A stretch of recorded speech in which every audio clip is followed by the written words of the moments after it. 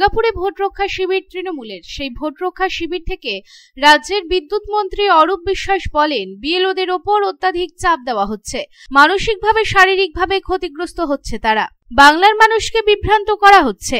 সর্বভারতীয় সাধারণ সম্পাদক অভিষেক বন্দ্যোপাধ্যায়ের নেতৃত্বে আমরা দিল্লিতে অভিযান করব। বুধবার এই ভোট রক্ষা শিবির হয় দুর্গাপুরের ইস্পাত নগরীতে অ্যান্ড্রুজ প্লেসে রাজ্যের পঞ্চায়েত, গ্রামোন্নয়ন ও সমবায় মন্ত্রীর বাসভবনে। উপস্থিত ছিলেন মন্ত্রী অরূপ বিশ্বাসের পাশাপাশি রাজ্যের পঞ্চায়েত, গ্রামোন্নয়ন ও সমবায় মন্ত্রী প্রদীপ মজুমদার, জেলা সভাপতি নরেন্দ্রনাথ চক্রবর্তী, তৃণমূল নেতা ভি শিবদাসন দাসু, সহসভাপতি উত্তম মুখোপাধ্যায়, প্রশাসক মণ্ডলীর চেয়ারপারসন অনিন্দিতা মুখোপাধ্যায় সহ দুর্গাপুর পূর্ব ও পশ্চিম বিধানসভা এলাকা তৃণমূলের ব্লক সভাপতিরা। এই দুই বিধানসভার বিএলএদের নিয়ে চলে দীর্ঘ সময় ধরে বৈঠক। তাদের বার্তা দেওয়া হয়, কোনো যোগ্য ভোটারের যাতে নাম বাদ না যায় সেদিকে বিশেষ করে নজরদারি বাড়াতে। মন্ত্রী অরূপ বিশ্বাস এসআইআর প্রসঙ্গে বলতে গিয়ে বলেন, এসআইআর হলো বিজেপির ষড়যন্ত্র। এসআইআর করে বিহার দখল করলেও আমাদের নেত্রী মমতা বন্দ্যোপাধ্যায় এবং আমাদের সর্বভারতীয় সাধারণ সম্পাদক অভিষেক বন্দ্যোপাধ্যায় বলেছেন যাতে একজনও বৈধ ভোটারের নাম বাদ না যায়। যদি তা হয়, অভিষেক বন্দ্যোপাধ্যায় বলেছেন 10 লক্ষ মানুষকে নিয়ে দিল্লি যাওয়ার কথা।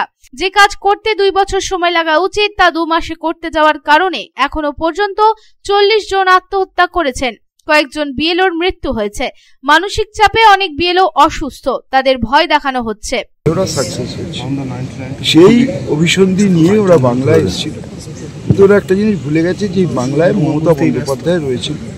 ফলে বাংলার প্রত্যেকটা তৃণমূল কংগ্রেস কর্মী তার নেতৃত্ব সাধারণ মানুষকে সঙ্গে নিয়ে যাতে একটা বৈধ ভোটারের নাম বাদ দিতে না পারে সেই ব্যবস্থাই আমরা সর্বত্র করছি। কারণ আমাদের দল হচ্ছে মাওয়াটি মানুষের দল। তাই মানুষের স্বার্থে, মানুষের যে পবিত্র গণতান্ত্রিক ভোটাধিকার তা প্রয়োগ করতে যারা পারে তার জন্য আমরা সবাই মিলে একসঙ্গে কাজ করছি। মমতা বন্দ্যোপাধ্যায় এবং আমাদের সর্বভারতীয় সাধারণ সম্পাদক অভিষেক বন্দ্যোপাধ্যায় ইতিমধ্যেই আমরা ঘোষণা করেছি, যদি একজন বৈধ ভোটারের নাম বাদ দেওয়া হয় তাহলে আমরা জীবন দিয়ে লড়াই করব। শুধু নয়, 10 লক্ষ লোক নিয়ে দিল্লির বুকে আন্দোলন হবে। একথা ইতিমধ্যেই অভিষেক বন্দ্যোপাধ্যায় ঘোষণা করেছে। ওদের হয়তো একটা মিসকনসেপশন অ্যাকচুয়ালি হয় কি, কারোর জন্য একটা গর্ত করেন, গাড্ডা করেন, সেই গাড্ডায় নিজেদেরই পড়তে হবে। আশা করি আগামী দিন বাংলার মানুষ বুঝিয়ে দেবে বিজেপিকে ওই গাড্ডাতেই কবর দেওয়া হবে, এর বাইরে আর কিচ্ছু হবে না। যেভাবে সাধারণ মানুষের ঘুম কেড়ে নিয়েছে, মানুষ একটা এমন অনিশ্চয়তার মধ্যে রয়েছেন, এমন টেনশনের মধ্যে রয়েছেন, ইতিমধ্যেই প্রায় 40 জন মানুষ আত্মহত্যা করেছেন, 5 জনের মতো বিএলও আত্মহত্যা করেছে। যে কাজটা 2 বছরে সেটা মাত্র 2 মাসে করার একটা প্রয়াস।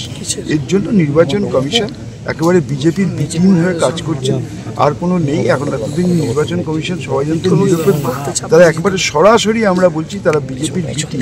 সকালবেলা বিজেপি এবং বিজেপির নেতৃত্ব যা বলে, বিকেলবেলা নির্বাচন কমিশন তাই করছে। এরপরেই মন্ত্রী অরূপ বিশ্বাস নির্বাচন কমিশনকে বিজেপির বি টিম বলে কটাক্ষ করার পাশাপাশি বলেন যে সকালে বিজেপি নেতারা যা বলেছেন সেই কথা নির্বাচন কমিশন বিকেলে বলছে।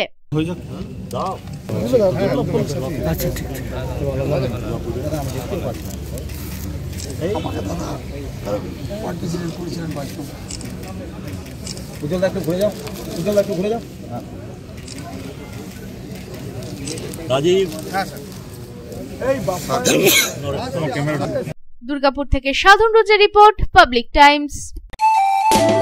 स्वास्थ्य की रक्षा और अधिक पौष्टि, एग्रो फ्रेश आटा की रोटी, खुशी परिवार हरदम ताजा टेस्ट, आटा की जगत में एग्रो फ्रेश बेस्ट। संपूर्ण मात्रा में कार्बोहाइड्रेट, प्रोटीन, विटामिन, मिनरल से भरपूर एग्रो फ्रेश आटा, मॉडर्न साइंटिफिक टेक्नोलॉजी से बना हेल्दी एग्रो फ्रेश आटा। रोटी, चपाती, पूरी, पराठा, एग्रो फ्रेश आटा।